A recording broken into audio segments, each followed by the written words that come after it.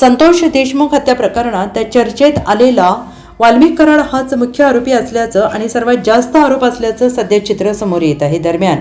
वाल्मिक कराड यांनी ऊस हार्वेस्टिंग करणाऱ्या मशीन मालकांना 11 कोटी 20 लाखाची टोपी घातल्याचा प्रकार उघड झाल्यानंतर आता यामध्ये वाल्मिक कराड आणि धनंजय मुंडे या दोघांच्या अडचणी वाढण्याची शक्यता आहे। याबाबत काल रात्री उशिरा पंढरपूर परिसरात फसवणूक झालेल्या 19 मशीन मालक शेतकऱ्यांचे जबाब पोलिसांनी नोंदवून घेतलेले असून त्यांच्याकडून तक्रारी अर्ज दाखल केलेले आहेत आणि आता या सर्व प्रकरणाची उच्चस्तरीय चौकशी होणार असून या 11 कोटी 20 लाखाची फसवणूक झालेल्या सर्व मशीनधारकांना त्यांच्या जवळील पुरावे सादर करण्यास सांगितलेले आहे आणि यातील तथ्य तपासून पुढील 2 दिवसात वाल्मिक कराड, जितेंद्र पालवे आणि नामदेव सानप यांच्यावर गुन्हा दाखल होण्याची शक्यता आहे। ऊस हार्वेस्टिंग करणाऱ्या राज्यातील जवळपास 140 शेतकरी मशीनधारकांना 36 लाखाचे अनुदान मिळवून देतो असं म्हणून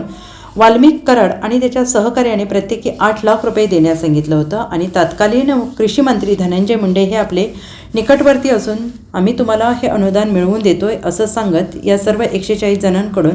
प्रत्येकी 8 लाख रुपये घेतल्याची तक्रार या शेतकऱ्यांची आहे आणि यासाठी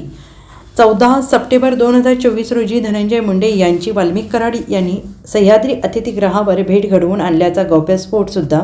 या तक्रारदारांनी केलेला आहे। त्यावेळी मुंडेंनी सुद्धा आश्वासन दिल्याचा दावा शेतकऱ्यांनी केला आहे। Bureau report SBN Marathi, Beed.